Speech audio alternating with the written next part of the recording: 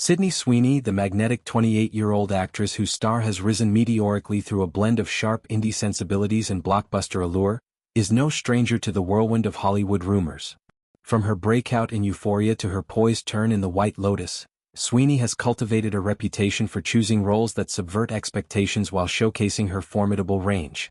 Lately, her name has been tossed into the perennial speculation surrounding the James Bond franchise, a cultural juggernaut that has captivated audiences for over 6 decades with its blend of espionage, glamour, and high-stakes intrigue. As the search for the next 007 intensifies following Daniel Craig's swan song in No Time to Die, whispers of potential Bond girls have filled the tabloids, and Sweeney's name has emerged as a tantalizing contender. Yet, in a refreshingly candid interview, she sidesteps the trope-laden chatter with wit and ambition, declaring that she'd derive far greater thrill from slipping into the tuxedo of the iconic spy himself.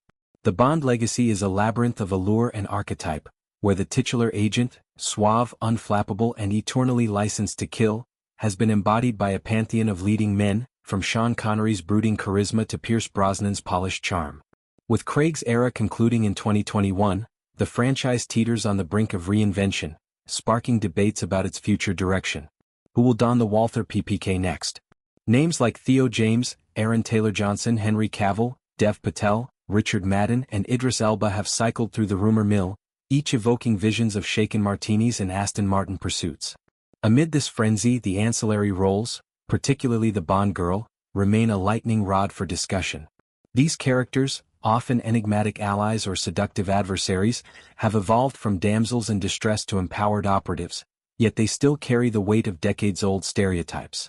Sweeney's potential involvement in this narrative has fueled fan art, social media threads, and late-night talk show banter, positioning her as a fresh face who could inject youthful vitality into the series. Addressing the buzz head-on in a feature that celebrates women's influence in entertainment, Sweeney exudes a cool detachment laced with enthusiasm. To be honest, I don't know all the Bond rumors, she admits, her response a masterclass in gracious deflection, but I've always been a huge fan of the franchise, and I'm excited and curious to see what they do with it. Her fandom isn't performative, it's rooted in the escapist joy of gadgets, globe-trotting villains, and those unforgettable theme songs that pulse like a second heartbeat. From Goldfinger's golden sheen to Skyfall's brooding shadows, the series has been a cinematic touchstone for Sweeney, much like it has for generations. But when the conversation pivots to the prospect of her as a Bond girl, envisioned perhaps as a tech-savvy ally or a mysterious informant, she pivots with razor-sharp humor. Depends on the script, she qualifies, ever the pragmatist, before dropping her bombshell. I think I'd have more fun as James Bond. This isn't mere provocation, it's a statement of agency in an industry where women are often scripted into supporting orbits. Sweeney, with her blend of vulnerability and steel, seen in the raw intensity of Anyone But You or the sly cunning of Immaculate, imagines herself behind the wheel of that DB5, outwitting Spectre operatives with a quip and a gadget. Picture it, Sweeney as 007, her blue eyes flashing with calculated mischief, navigating casino heists in Monaco or submarine chases in the Baltic. The idea disrupts the franchise's masculine monolith, echoing broader cultural shifts toward inclusivity. Yet, Sweeney tempers her boldness with realism, acknowledging the ephemerality of such speculation. It's a sentiment echoed by others in the fray. Richard Madden, once floated as a contender, dismissed the hype in 2019 as very flattering. But it's all just talk, and I'm sure next week it will be someone else. Similarly, Joe Alwyn in early 2025 quipped, "Who wouldn't throw their hat in the ring?" The carousel spins on, a testament to Bond's enduring magnetism. Layered into this discourse is a provocative question. Should the next 007 shatter gender norms altogether? The idea of a female James Bond has ignited fierce debates, pitting tradition against progress. Sweeney, without endorsing or rejecting, expresses a spark of interest in the possibility, her words a subtle nod to the untapped potential of reimagining icons. However, voices from the franchise's storied past offer a spectrum of views.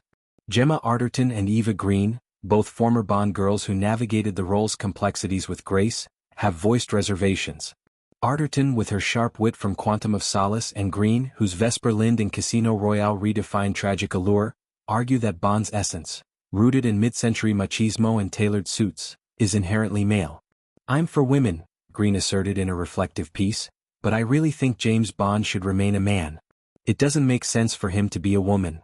Their perspectives stem from intimate knowledge of the character's blueprint.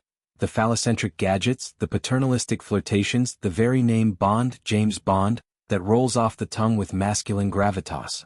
Daniel Craig, whose tenure modernized 007 with emotional depth and moral ambiguity, offers a nuanced counterpoint. The actor, who aged the role from stoic killer to weary everyman, advocates not for flipping the script but for expanding the canvas. The answer to that is very simple, he posits. There should simply be better parts for women and actors of color. Why should a woman play James Bond when there should be a part just as good as James Bond, but for a woman? Craig's philosophy aligns with Sweeney's implied ethos: elevation over substitution. Imagine spin-off series featuring female spies of equal caliber, perhaps a 006 with Sweeney's tenacity or a Moneypenny unbound by desk duty. This approach honors the franchise's core while amplifying diverse narratives, much like No Time to Die did with Lashana Lynch's Nomi, a black 007 who inherited the mantle temporarily. For Sweeney, the Bond chatter is but one thread in a tapestry of opportunities. At 28, she's already transcending the It Girl label, producing through her company 50/50 Films and championing stories that interrogate power dynamics. Her quip about donning the tux isn't just playful, it's a glimpse into an actress unafraid to claim the center. As the franchise evolves, rumors swirl of Amazon's stewardship post-MGM acquisition. Sweeney's voice adds a vital perspective. Fun, yes, but on her terms. Whether as ally, adversary, or the man himself, her involvement promises to stir the vodka martini. In a world craving reinvention, Sweeney's readiness to shake, not stir, the status quo feels like the next logical plot twist.